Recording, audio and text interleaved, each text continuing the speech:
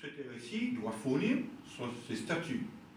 Or, nous avons demandé plusieurs fois, tant au RSI qu'à la préfecture et honneur au préfet actuel, puisqu'il n'était pas là, donc je ne peux pas l'inclure là-dedans, mais croyez-moi, depuis 2 jours, nous avons déposé cette même demande au nouveau préfet, où nous voulons absolument avoir l'arrêté préfectoral et avoir les statuts du RSI. Donc nous sommes en attente. Et donc là où nous sommes inquiets vraiment, c'est que nous allons rentrer au régime général et le logiciel que j'ai accusé, puisque je l'accuse ce logiciel, n'a pas subi d'expertise. Donc comment un logiciel qui a posé tant de drames aux chefs d'entreprise, comment ce même logiciel peut se retrouver à la sécurité sociale? Voilà la grande question. Deuxième chose, de ce que je sais, les structures comme le RSI doivent certifier ces comptes chaque année par un commissaire aux comptes. Or, aujourd'hui, nous sommes une association, nous avons plusieurs fois demandé les certifications de comptes année par année. Jusqu'à présent, nous n'avons pas de certification des comptes. Autre chose, comment la sécurité sociale peut-elle absorber le RSI sans avoir fait un audit? Quatrième chose, quand M. Bruno Le Maire était de l'autre côté du rideau à l'époque du gouvernement Hollande, il avait, lui et 108 parlementaires, demandé une enquête parlementaire sur le RSI, qui n'a pas obtenu, parce qu'en toute réponse, M. Hollande a demandé à M. Verdier et Mme Bulto, qui étaient députés à l'époque, de faire un rapport, pas une enquête parlementaire, un rapport. Et là, dans ce rapport, Mme Bulto et M. Verdier ont simplement dit « tout va bien, le téléphone fonctionne, les agents vous sourient et la vie continue ».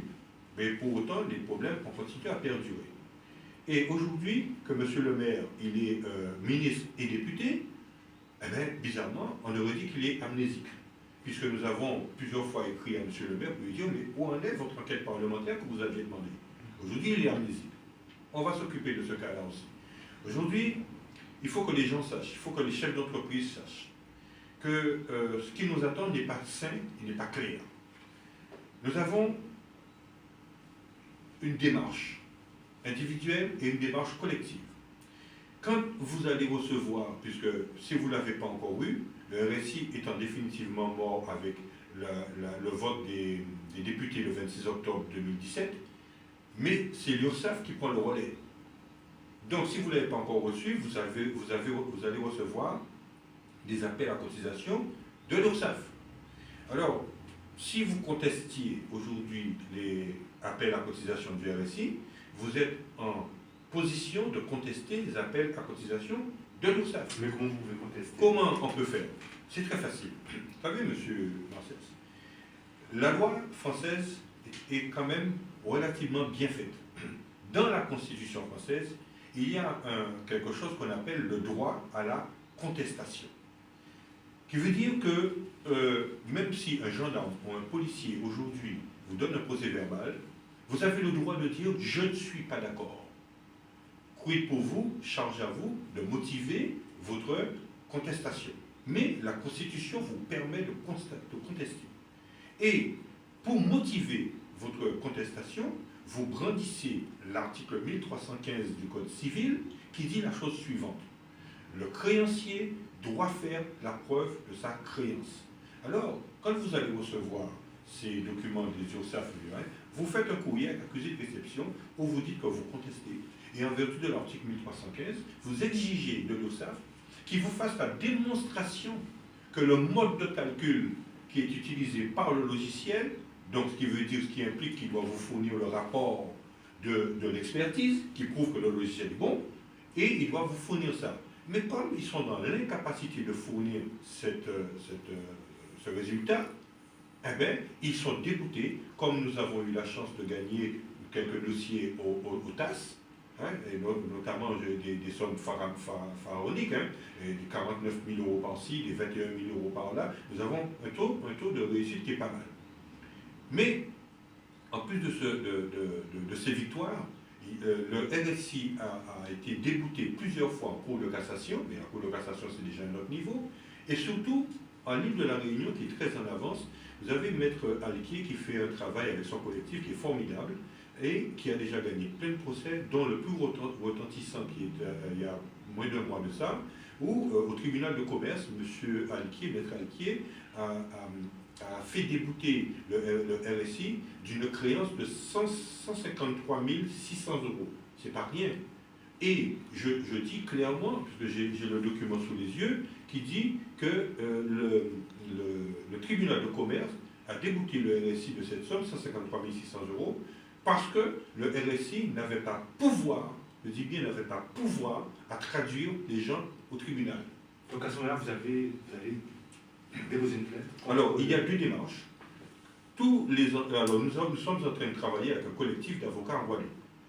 Quand vous avez décidé de déposer une plainte individuelle par rapport à l'appel à cotisation que vous allez recevoir,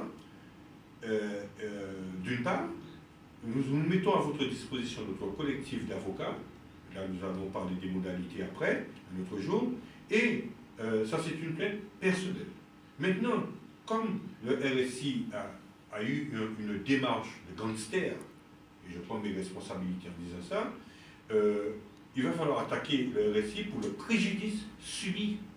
Et c'est là que c'est intéressant. Mais si le RSI n'existe plus. Non, mais même s'il n'existe pas, et il n'existe plus, il doit répondre de son passif. Pourquoi je le dis? Parce que le RSI, les cadres, ont perçu 14 mois de salaire avec l'argent des cotisants. Et je mets en préambule, retenez bien, que le RSI est à but non lucratif. Ils ont eu 14 mois de salaire, les cadres, ils ont eu 17% d'augmentation de salaire depuis le 1er janvier 2017, ils ont eu des primes et des avantages.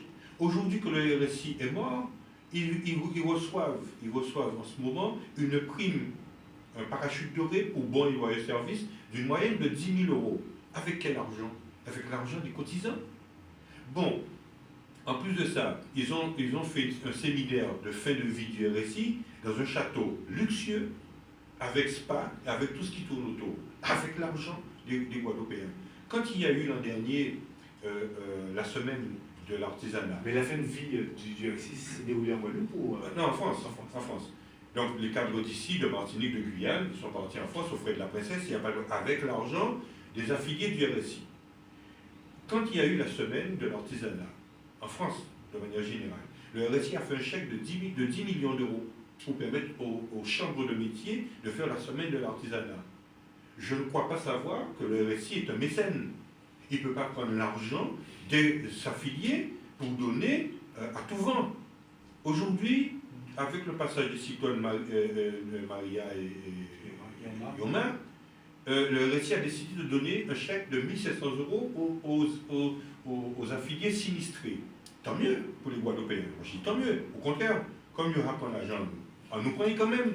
Mais toujours est-il que cet argent-là, ils n'avaient pas le droit de prendre cet argent et le distribuer. C'est l'argent des affiliés qui doivent servir pour les pensions, pour les pensions de retraite, qui doivent servir pour les indemnités journalières, pour l'assurance maladie, de manière générale. Or, ils font des prélèvements énormes, ils donnent des petites indemnités de journalières et des petites retraites. Et donc je dis aujourd'hui, il faut que ça s'arrête. Même si le RSI est mort, il n'est pas dédouané pour autant de sa responsabilité et il devra répondre devant les tribunaux. Et c'est la raison pour laquelle nous avons sorti une plainte où, dans la plainte, nous expliquons très bien que nous avons une suspicion déjà sur la légalité du RSI. Il y a le défaut de fonctionnement du SNV2, la condamnation par la Cour des comptes, le 1er janvier, suppression de l'ISU, parce que, très important, j'ai oublié de le dire, quand le RSI a vu le jour, pour faire fonctionner le SNV2, ils ont mis en place une structure qui s'appelle l'ISU, l'interlocuteur social unique. Et bien, bizarrement, qui était chargé de la bonne gestion. Bizarrement, le 1er janvier 2017, ils l'ont supprimé, l'accusant d'être responsable de cet ISU, le RSI lui-même, l'accusant son propre ISU d'être responsable des dysfonctionnements du logiciel. Eh bien, en supprimant cet ISU, ils apportent la preuve que nous avions raison de condamner ces dysfonctionnements. Et comme il y a suspicion, comme il y a faute quelque part, il y a suspicion sur tout le reste. Nous disons clairement que au SNEG, nous refusons aujourd'hui tout ce qu'il y a comme moratoire, je dis bien tout ce qu'il y a comme moratoire, et nous demandons la suppression des dettes du RSI. Tellement que nous avons raison, il y a une députée de l'île de la Réunion qui s'appelle Madame Nathalie Bassir, qui a déposé un amendement au Parlement demandant l'amnistie des dettes du RSI dans les Outre-mer. Donc remettre les compteurs à zéro. Remettre les compteurs à zéro. Mais attention, il n'est pas question pour moi de dire qu'il ne faut rien payer. Non, pas du tout.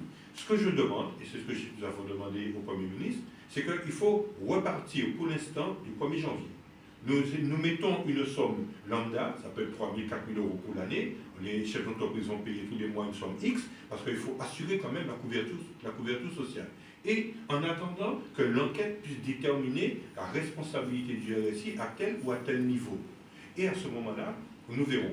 Et comme le RSI sera condamné, ce que nous prenons depuis 2 ans, c'est qu'au lieu qu'il soit remboursé, puisque c'est ce que demandent les indépendants de l'île de la Réunion, au lieu de rembourser à chaque personne 1 000 euros, 500 euros, 300 euros, je préfère que nous puissions commuer ce préjudice, cette réparation, en trimestre de retraite acquis. Donc, ce qui veut dire que, et Mme Nathalie Bassir le dit aussi dans une vidéo qu'elle m'a envoyée, on ne va pas demander, comme ça le gouvernement ne sortira pas d'argent, le RSI ne sortira pas d'argent, parce que c'est plus important pour les chefs d'entreprise d'avoir une très bonne retraite plutôt que d'avoir 1 000 euros, 3 000 euros, 5 000 euros aujourd'hui.